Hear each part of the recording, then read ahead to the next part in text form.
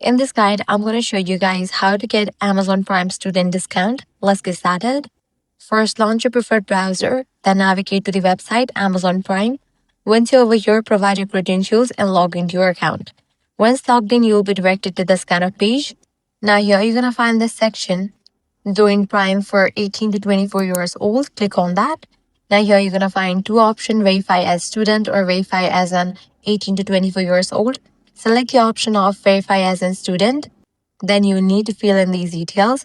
First, select your enrolled university name. Likewise, select the graduation year. Then go ahead and type in your first name and last name.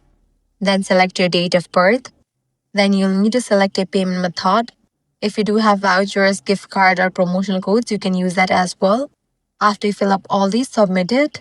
After verification, you may get an extended free trial, often up to 6 months in some regions before any payment is required. After activation, you'll get access to all the Prime benefit including fast delivery, Prime Video, music, and student-only deals at a discounted monthly or yearly rate after the trial ends. So this is how you can easily get Amazon Prime free student discount. If this guide helped you out, do not forget to like, share, and subscribe.